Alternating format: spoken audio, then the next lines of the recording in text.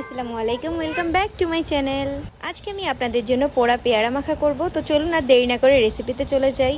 এখানে আমি বড় সাইজের একটা পেয়ারা নিয়ে নিয়েছি। ভালো মতো ধুয়ে পরিষ্কার করে এটাকে আমি ছুরি দিয়ে এভাবে স্লাইস করে নেব।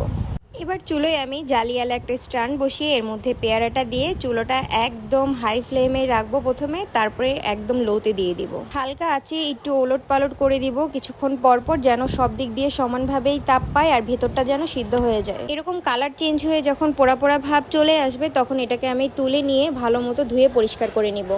পেয়ারা মাখার জন্য এখানে আমি পাকা তেঁতুল নিয়েছি, শুকনো মরিচের গুঁড়া নিয়েছি, লবণ নিয়েছি আর চিনি নিয়েছি। এবার এই সবগুলো উপকরণকে আমি ভালোভাবে হাত দিয়ে ডলে ডলে মথে নিব। এই মিশ্রণটা মথা হয়ে গেলে এবার আমি সেই ধুয়ে রাখা পেয়ারাটাকে নিব। এবার এটাকে একটা হামল দিস্তার সাহায্যে আস্তে আস্তে করে থেতলিয়ে নিব। আপনারা চাইলে এই কাজটা শিলনোড়াতেও করতে পারেন, এতে করে কিন্তু খুব দ্রুত হবে। তো আমি এটাকে আস্তে আস্তে বাড়ি দিয়ে দিয়ে পিষে নিব।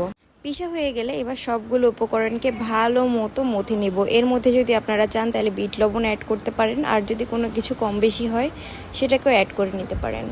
ও আচ্ছা, একটু ঝাঁঝালো ফ্লেভার আনার জন্য এটার মধ্যে আমি সরিষার তেল অ্যাড করে নিলাম। তো আমার পোড়া পেয়ারা মাখাটা কিন্তু একেবারে বানানো কমপ্লিট। এবার খাওয়ার পালা। ভাই, এরকম একটা ভর্তা বানানোর পরে কিন্তু আর ওয়েট করা যায় না। জাস্ট এটাকে এখন আমরা খেয়ে শেষ করে ফেলবো। তো আপনারা চাইলে এই রেসিপিতে আপনারা পোড়া পেয়ারা মাখা করতে পারেন, অসম্ভব মজাদার হয় এটা। তো ধন্যবাদ, সবাই ভালো থাকবেন। আসসালামু আলাইকুম।